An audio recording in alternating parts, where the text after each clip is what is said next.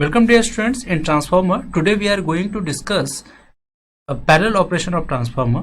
After completing this topic, you will be able to describe parallel operation of transformer and you will be able to recall proportional load sharing in parallel operation of transformer. अगर मैं इसको question आपके exam point of view से बात करूं तो आपके exam में यहाँ से ऑब्जेक्टिव टाइप क्वेश्चन पूछे जा सकते हैं, आपके शॉर्ट एंड लॉन्ग जो क्वेश्चंस हो सकते हैं वो अराइज हो सकते हैं। साथ ही साथ जो आपका जो प्रोपोर्शनल लोड शेयरिंग है यहाँ से कुछ क्वेश्चंस भी न्यूमेरिकल क्वेश्चंस भी अराइज हो सकते हैं आपके एग्जाम में। अब अगर मैं इसकी बात करूं कि इसका जो सिग्निफिकेंस क्या है, क्या आप रियल लाइफ में आप इसको क्यों यूज करते हैं, तो ये बात करते हैं कि अगर सपोज मान लेते हैं कि आपके पास एक बड़ा लोड है। जो बड़ा लोड कहने का मतलब है जिसका जो केवीए रेटिंग है वो ज़्यादा है और आप उसको छोटे छोटे ट्रांसफार्मर से पावर सप्लाई करना चाहते हैं। तो उस कंडीशन में क्या होगा कि आप छोटे छोटे ट्रांसफार्मर को एक पैरेलल ऑपरेशन में डालोगे और उस पैरेलल ऑपरेशन से आप उस बड़े लोड को सप्लाई दे सकते हैं। क्यों? क्योंकि जब आप सर्किट थ्योरी पढ़ते हैं, सर्किट थ्योरी में जब आपको पैरेलल ऑपरेशन और सीरीज ऑपरेशन समझाया जाता है, वहां पे आपको बताया जाता है कि अगर आपने अपने एलिमेंट को पैरेलल ऑपरेशन में डाला है तो जो पावर होगी उन सारे एलिमेंट का पावर का सिंपल अलजेब्राइक सम आपके पैरेलल ऑपरेशन में होता है। बट अगर आप सीरीज कनेक्शन में अगर आप अपने एलिमेंट को कनेक्ट करते हो तो जो उसका टोटल पावर होता है हर एक इंडिविजुअल एलिमेंट के पावर के रेसिप्रोकल का अलजेब्राइक सम होता है। ठीक है, तो यहाँ पे क्या है कि अगर सपोज मान लेते हैं कि हमको एक 500 केवीए का लोड सप्लाई करना है, बट हमारे पास जो ट्रांसफार्मर है वो दो हमारे पास ट्रांसफार्मर 200 केवी का है और एक हमारे पास 100 केवीए का है और हमें अब करना है 500 केवीए का पावर सप्लाई। उस केस में हम क्या करेंगे, 200 केवीए के ट्रांसफार्मर और एक 100 केवीए के ट्रांसफार्मर को हम क्या करेंगे, पैरेलली कनेक्ट कर देंगे। पैरेलली कनेक्ट करने से क्या फायदा होगा कि जो 200 के जो दो ट्रांसफार्मर है और जो 100 का जो एक ट्रांसफार्मर है, इसका जो टोटल पावर का सिंपल समेशन हो जाएगा, यानी कि 200 प्लस 200 प्लस 100 ये मिलकर बन जाएंगे 500 केवीए।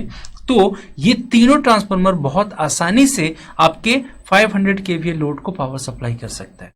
तो बेसिकली जो आप जो पावर जो पैरेलल ऑपरेशन करते हैं ट्रांसफार्मर का, उसका मेन जो आपका कॉन्सेप्ट होता है वो यही होता है। सो आइए अब हम वन बाय वन करके अपने लर्निंग आउटकम को अचीव करते हैं और समझते हैं कि पैरेलल ऑपरेशन कैसे करते हैं अपने transformer. So let's begin with describe parallel operation of transformer.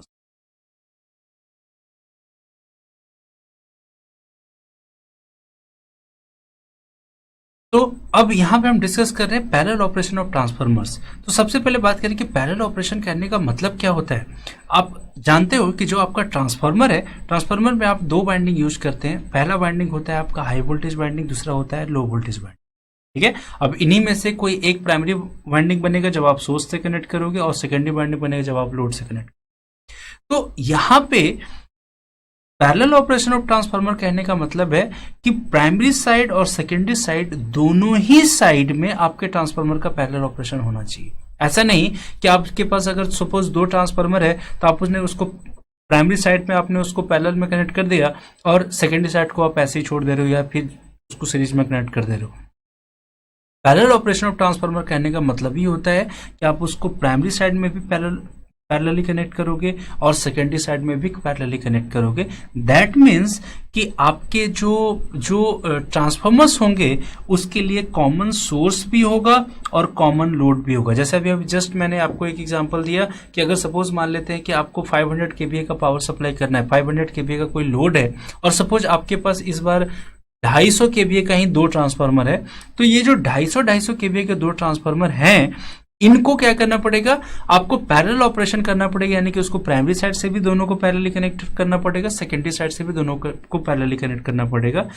तो दोनों जब पैरेलली कनेक्ट होंगे तो क्या होगा कि आपका जो सोर्स होगा वो दोनों के लिए कॉमन होगा, आपका लोड तो कॉमन है ही क्योंकि इन दोनों को मिल करके आपके 500 केवीए के पावर सप्लाई को कंप्लीट करना है। तो पैरेलल ऑपरेशन करने का मतलब है कॉमन सोर्स कॉमन लोड, यानी कि parallel and primary and secondary side दोनों साइड में आप पैरेलल ऑपरेशन करो। ठीक है, तो ये यहाँ पे आता है। उसके बाद हम बात करते हैं कि जो आप पैरेलल ऑपरेशन करते हैं उससे कुछ नेसेसरी कंडीशंस निकल कर आते हैं। वो नेसेसरी कंडीशंस अगर आप फॉलो कर रहे हो तभी आपके दो ट्रांसफार्मर का पैरेलल ऑपरेशन पॉसिबल है, वरना वो पॉसिबल नहीं है। तो अब यहाँ पे क्या है कि आपने जो ट्रांसफार्मर पढ़ा है वो सिंगल फेज ट्रांसफार्मर भी पढ़ा है और 3 फेज ट्रांसफार्मर भी पढ़ा है। तो यहाँ जो हम पैरेलल ऑपरेशन पढ़ रहे हैं तो इसके जो नेसेसरी कंडीशंस है पैरेलल ऑपरेशन के लिए, कुछ जो कंडीशंस है वो सिंगल फेज ट्रांसफार्मर और 3 फेज ट्रांसफार्मर दोनों के लिए कॉमन है, बट कुछ कंडीशंस ऐसे हैं जो सिंगल फेज ट्रांसफार्मर में आप उसको फॉलो नहीं करते, बट आपके 3 फेज में बिना उसको फॉलो किए हुए आप 3 फेज ट्रांसफार्मर का पैरेलल ऑपरेशन नहीं कर सकते। तो नेक्स्ट बात करते हैं conditions for parallel operation of transformers. Conditions for parallel operation of transformers, इसमें सबसे पहले हम वो कंडीशंस डिस्कस करेंगे जो सिंगल फेज और 3 फेज दोनों ट्रांसफार्मर के लिए कॉमन है। तो आपका फर्स्ट कंडीशन यहाँ पे जो हम लिख रहे हैं ये है for both single phase and 3 phase transformers.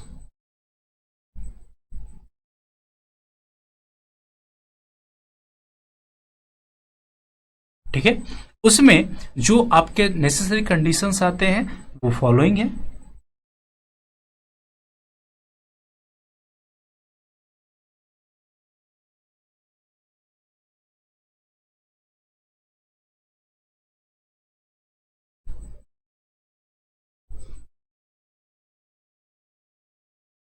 Okay, तो अब यहाँ पे जो 4 कंडीशंस हैं वो आपके सिंगल फेज और 3 फेज दोनों के लिए रिक्वायर होते हैं। आपका अगर आप सिंगल फेज और 3 फेज को अगर पैरेलल ऑपरेशन में पुट कर रहे हो तो ये 4 आपके जो कंडीशंस है वो फॉलो होने चाहिए, जिसमें सबसे पहला है सेम पोलैरिटी।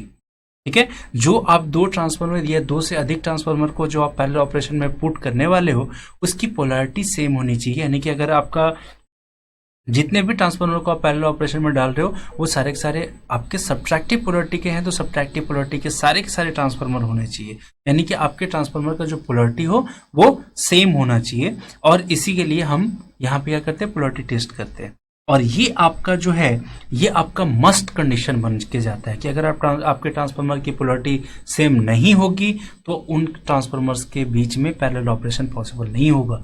सेकेंड जो कंडीशन है वो है सेम वोल्टेज रेशियो, यानी कि सेम वोल्टेज रेटिंग। यानी कि जो आपका जो ट्रांसफार्मर है उसके पावर रेटिंग डिफरेंट हो सकते हैं बट उसके वोल्टेज रेटिंग सेम होनी चाहिए। यानी कि अगर एक जो आपका, अगर मान लो सपोज कि आपका जो इनपुट जो वोल्टेज है अगर वो आपका 11 kV का है और जो आपका आउटपुट वोल्टेज है वो 33 kV का है, तो जितने भी ट्रांसफार्मर को आप अपने पैरेलल ऑपरेशन में पुट कर रहे हो वो 11 kV एंड 33 kV के ही होने चाहिए, ताकि उसका वोल्टेज रेशियो और वोल्टेज रेटिंग जो होगा वो सेम होगा। क्योंकि जब आप इनपुट पे जो आप सप्लाई दोगे वो 11 kV पे दोगे, जो आपका आउटपुट होगा वो 33 kV पे होगा। तो ये जो दो कंडीशंस आपके निकल कर आते हैं, ये जो दो कंडीशन है सेम पोलैरिटी और सेम वोल्टेज रेशियो का, ये जो पोलैरिटी निकल के आता है ये आपका मस्ट कंडीशन होता है। यानी कि ये आपके फॉलो तो होने ही चाहिए। अगर ये फॉलो नहीं होगा तो आपका parallel operation of transformer possible नहीं है। इसके बाद जो आपके जो दो कंडीशंस है सेम पर यूनिट इंपोर्टेंस, ताकि आपका जो भी लोड शेयरिंग हो वो प्रोपोर्शनल हो। प्रोपोर्शनल लोड शेयरिंग का मतलब क्या होता है ये समझते हैं। जैसे सपोज मान लेते हैं कि आपके अभी जैसे हमने एक एग्जांपल लिया था कि 500 kVA का लोड है, हमें उसे पावर जो सप्लाई करना है वो 500 kVA सप्लाई करना है, और आपके पास 3 ट्रांसफार्मर है। ठीक है, एक है आपका 200 kVA, दूसरा है 200 kVA, तीसरा है 100 kVA। तो आपका जो 200 kVA का ट्रांसफार्मर है वो 200 kVA ही पावर सप्लाई करे, जो आपका 100 kVA का पावर है वो 100 kVA का ही पावर सप्लाई करे। तो यहाँ पे क्या है कि आपके ट्रांसफार्मर की जितनी फुल कैपेसिटी थी उतनी आपके उसका समेशन आपका लोड था। लेकिन अगर सपोज मान लेते हैं कि हमारे पास एक लोड है, सपोज ये एक लोड है और उस लोड को हमको सप्लाई करना है 250 kVA, हमें सप्लाई सिर्फ 250 kVA करना है, लेकिन जो हमारे पास ट्रांसफार्मर है वो एक 200 kVA का ट्रांसफार्मर है दूसरा भी 200 केवीए का ट्रांसफार्मर है, बट जो तीसरा है वो 100 केवीए का ही ट्रांसफार्मर हमारे पास है। ठीक है, अब अगर हम इन तीनों ट्रांसफार्मर को देखें तो इन तीनों ट्रांसफार्मर का जो समेशन है वो 500 केवीए हो रहा है, बट हमारे जो लोड है उसको 250 केवीए ही पावर सप्लाई करना है। तो अब यहां पे प्रोपोर्शनल लोड शेयर करने का मतलब क्या होता है कि यहां पे आपका जो 200 केवीए का जो ट्रांसफार्मर है ये 100 केवीए पावर ट्रांसफर करे, ये भी 100 केवीए पावर ट्रांसफर करे, और ये 50 केवीए पावर ट्रांसफर करे, क्योंकि जिसकी रेटिंग ज्यादा वो ज्यादा पावर सप्लाई कर रहा है, जिसकी रेटिंग कम वो कम पावर सप्लाई कर रहा है, और सभी का समेशन आपको आपके लोड को जितना पावर सप्लाई चाहिए उतना होना चाहिए। तो इस शेयरिंग को बोलते हैं हम प्रोपोर्शनल लोड शेयरिंग। तो आपके ट्रांसफार्मर में प्रोपोर्शनल लोड शेयरिंग होना चाहिए। अगर आप प्रोपोर्शनल लोड शेयरिंग के हिसाब से अगर काम करना चाहते हो तो आपके जो भी ट्रांसफार्मर को पहले ऑपरेशन में डाल रहे हैं उसका सेम पर यूनिट इंपेडेंस होना चाहिए।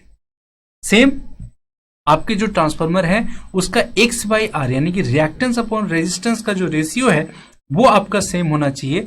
इससे क्या होता है कि जो भी आप ऑपरेशन कर रहे हो वो सेम पावर फैक्टर ऑपरेशन कर सकते हैं, यानी कि जो आप पैरेलल ऑपरेशन कर रहे हो ये पैरेलल ऑपरेशन आपके सेम पावर फैक्टर पे हो सकता है। लेकिन यहां पे ये जो दो कंडीशंस आपके बन के आ रहे हैं, सेम पर यूनिट इंपेडेंस और सेम X/R रेशियो, ये आपका मस्ट कंडीशन नहीं है, ये आपका डिजायरेबल कंडीशन हो। मतलब ये हो तो बहुत अच्छी बात है। अगर आपका जितने भी आप ट्रांसफार्मर को पहले ऑपरेशन में डाल रहे हैं अगर उसका पर यूनिट इंपेडेंस अगर सभी का सेम होगा तो अच्छी बात है, वो अपने अपने रेटिंग के हिसाब से अपने लोड को शेयर कर लेगा। लेकिन अगर जो आप ट्रांसफार्मर को अपने पैरेलल ऑपरेशन में डाल रहे हो अगर उनका पर यूनिट इंपेडेंस सेम नहीं हुआ तो ऐसा नहीं कि पैरेलल ऑपरेशन पॉसिबल नहीं है, पैरेलल ऑपरेशन पॉसिबल है, बट उस कंडीशन में क्या होगा, जिस ट्रांसफार्मर का पर यूनिट इंपेडेंस जितना कम होगा वो उतना ज्यादा लोड शेयर करेगा, जिस ट्रांसफार्मर का जो पर यूनिट इंपेडेंस जितना कम होगा वो उतना कम लोड शेयर करेगा। सेम उसी तरह से अगर आपके ट्रांसफार्मर का X/R रेशियो सेम नहीं हुआ तो सभी ट्रांसफार्मर का जो आपका जो पावर फैक्टर जो ऑपरेशन होगा वो डिफरेंट हो सकता है, बट पैरेलल ऑपरेशन तब भी पॉसिबल है। तो इस जो चार जो कंडीशंस है आपके पैरेलल ऑपरेशन के 3 फेज और सिंगल फेज ट्रांसफार्मर में, टॉप 2 आपके मस्ट कंडीशन है, अगर वो फॉलो नहीं होगा तो आपका पैरेलल ऑपरेशन पॉसिबल नहीं है, और जो लास्ट 2 हैं ये आपके डिजायरेबल कंडीशंस है जो कि अगर हो तो आपका बेहतर ऑपरेशन होगा, नहीं होगा तो पैरेलल ऑपरेशन पॉसिबल है लेकिन आप जिस हिसाब से डिजायर कर रहे थे उस हिसाब से नहीं होगा, वो अपने रेटिंग के हिसाब से काम करेंगे। ठीक है, इसके बाद 2 और आपके कंडीशंस हैं जो कि आपके सिर्फ और सिर्फ 3 फेज ट्रांसफार्मर के लिए कंडीशंस बनते हैं कि अगर आपको 3 फेज ट्रांसफार्मर को पैरेलल ऑपरेशन में डालना है तो वो 2 कंडीशन आपके जरूर फॉलो होना चाहिए। वो है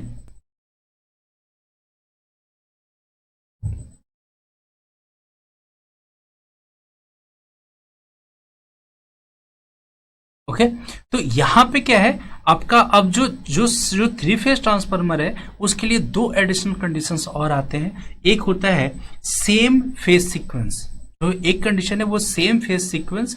सेम फेज सीक्वेंस कहने का मतलब है कि अगर आपका एक ट्रांसफार्मर R/Y फेज सीक्वेंस का है तो बाकी ट्रांसफार्मर भी आपके R/Y फेज सीक्वेंस के ही होने चाहिए, तभी आपका पैरेलल ऑपरेशन सक्सेसफुल है। क्योंकि 3 फेज सिस्टम में क्या होता है, हम 3 फेजेस यूज करते हैं। अभी तक हालांकि हमने ब्रिटिश रूल के हिसाब से फेज का नाम दिया था ABC, बट इन जनरल या बाकी जब आप पावर सिस्टम पढ़ते हो उसमें भी जो आप फेज पढ़ोगे वो R/B बोलते हैं, रेड ब्लू एंड ये येलो फेज से हम उसको रिप्रेजेंट करते हैं। तो यहाँ पे सेम फेज सीक्वेंस कहने का मतलब है कि आपका जो एक ट्रांसफार्मर है अगर वो R/B या फिर अगर हम ABC के टर्म में ही बोले तो अगर आपका एक ट्रांसफार्मर ABC फेज सीक्वेंस का है तो दूसरा ट्रांसफार्मर भी ABC फेज सीक्वेंस का ही होना चाहिए, यानी कि सीक्वेंस आपका सेम फॉलो करेगा।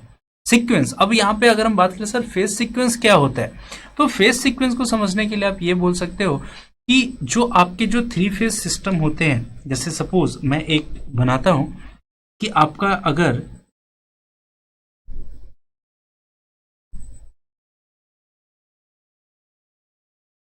थ्री फेज सिस्टम में अगर सपोज मान लेते हैं कि आपको तीनों फेज को रिप्रेजेंट करना होता है, सपोज इस बार हम आर वाई बी से अगर रिप्रेजेंट कर रहे हैं, तो आपका बोलते हैं ना कि हम phase sequence R Y B है। Phase sequence R by V का मतलब क्या होता है वो हम यहां डिस्कस करते हैं।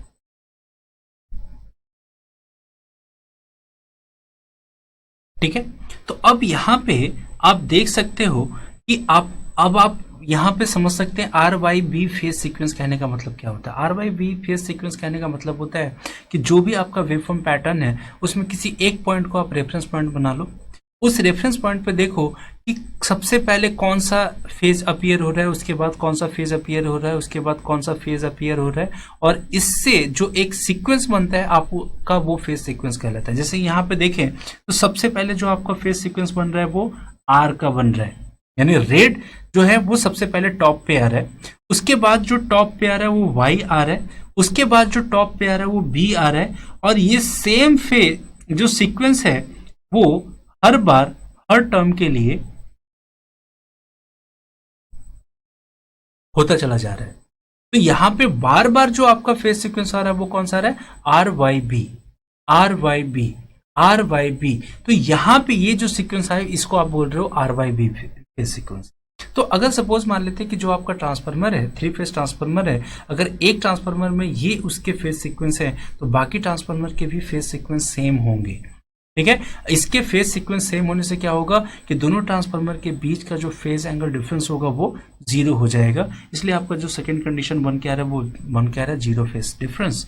यानी कि आपका जो फेज का करंट जिस एंगल से स्टार्ट होगा सामने वाले का भी फेज का जो करंट होगा वो उसी एंगल से स्टार्ट होना चाहिए। तो क्या होगा, उसके बीच का जो फेज एंगल डिफरेंस होगा जीरो होगा, तो आपका ये प्रॉपर आपका जो पैरेलल ऑपरेशन है वो पॉसिबल हो सकता है। तो इसलिए इस कंडीशन में ये दोनों भी जो आपके कंडीशन बनकर आ रहे हैं ये भी आपके मस्ट कंडीशन होंगे, यानी कि ये फॉलो आपके थ्री फेज सिस्टम में होने ही चाहिए, तभी आपके थ्री फेज सिस्टम का पैरेलल ऑपरेशन पॉसिबल हो सकता है। ठीक है, इसलिए यहां पे जो बात कर रहे हैं जीरो फेज डिफरेंस, इसलिए यहां पे निकल कर आता है कि अगर थ्री फेज ट्रांसफार्मर है और उसको आपको पैरेलल ऑपरेशन में पुट करना है तो वो मस्ट है कि वो सेम फेजर ग्रुप का होना चाहिए। हमने प्रीवियस लेक्चर में हमने ये डिस्कस किया है कि जो जब हम थ्री फेज ट्रांसफार्मर स्टार्ट कर रहे थे उसी टाइम हमने ये डिस्कस किया था फेजर ग्रुप के बारे में और थ्री फेज कनेक्शन के बारे में। वहां पे हमने डिस्कस किया था कि आपका जो फेजर ग्रुप है वो 4 फेजेस थे, फेज 1, फेज 2, फेज 3, फेज 4। ठीक है, और हर एक फेजर ग्रुप में आपके दो कनेक्शंस में, जैसे फेज जो ग्रुप 1 था आपका उसमें क्या निकल के आ रहा था, YY0 या DD0। आपका ग्रुप 2 में आ रहा था YY6 या DD6। आपका ग्रुप 3 में आ रहा था YD1 एंड DY1। आपके ग्रुप 4 में आ रहा था YD11 एंड DY11। तो ये जो सेम फेजर ग्रुप यानी कि YY0 का अगर पैरेलल ऑपरेशन या तो YY0 के साथ होगा या DD0 के साथ होगा। YY0 का जो पैरेलल ऑपरेशन है वो YY6 के साथ नहीं हो सकता, क्योंकि अगर YY0 कहने का मतलब है कि आपका जो हायर साइड और लोअर साइड है इन दोनों के बीच का फेज सीक्वेंस क्या होगा, जीरो। अब अगर इसको आप YY6 के साथ अगर पैरेलल ऑपरेशन करने जाओगे तो क्या होगा, एक का फेज एंगल डिफरेंस 0 है, दूसरे का फेज एंगल YY6 का फेज एंगल डिफरेंस 180 है, तो इन दोनों के बीच का जो फेज एंगल डिफरेंस बनेगा वो 180 का बनेगा। तो यहाँ पे पैरेलल ऑपरेशन पॉसिबल नहीं हो सकता। तो ये नेसेसरी कंडीशंस हैं आपके पैरेलल ऑपरेशन, किसी भी ट्रांसफार्मर का पैरेलल ऑपरेशन होगा उसके लिए ये सारे नेसेसरी कंडीशंस बनकर आते हैं, और अगर ये फॉलो होंगे तभी आपका प्रॉपर आपका पैरेलल ऑपरेशन पॉसिबल है, वरना पैरेलल ऑपरेशन पॉसिबल नहीं हो। तो यहाँ पे हमें पता है, क्लियरली पता है कि टॉप के 2 और लास्ट के 2 जो कंडीशन है वो मस्ट कंडीशन आपके थ्री फेज ट्रांसफार्मर के लिए, बट बीच वाले 2 कंडीशंस जो हैं वो डिजायरेबल है थ्री फेज ट्रांसफार्मर के लिए। अगर हम सिंगल फेज ट्रांसफार्मर में बात करें तो टॉप के 2 मस्ट कंडीशन है आपके सिंगल फेज ट्रांसफार्मर के लिए, बीच वाले जो 2 जो आपके बन रहे हैं ये आपके डिजायरेबल कंडीशंस बन रहे हैं आपके सिंगल फेज ट्रांसफार्मर के लिए, और इसको फॉलो करके हम पैरेलल ऑपरेशन कंप्लीट करें। तो इसी के साथ हमने अपना डिस्कस किया कि आपका ट्रांसफार्मर जो है वो पैरेलल ऑपरेशन में जाता है, किससे कहते हैं पैरेलल ऑपरेशन, कैसे करते हैं, क्या कंडीशंस हो सकते हैं आपके ट्रांसफार्मर के पैरेलल ऑपरेशन, वो हमने डिस्कस किया। और आई होप कि आपको वो बहुत अच्छे से समझ में आया होगा। जो मैंने पॉइंट्स आपको लिखे हैं वो आपने बहुत अच्छे से उसको नोट किया होगा, समझा होगा। So let's have a knowledge check. So students, we have achieved our first learning outcome, that is describe parallel operation of transformers, and I hope कि आपको ये बहुत अच्छे से समझ में आया होगा।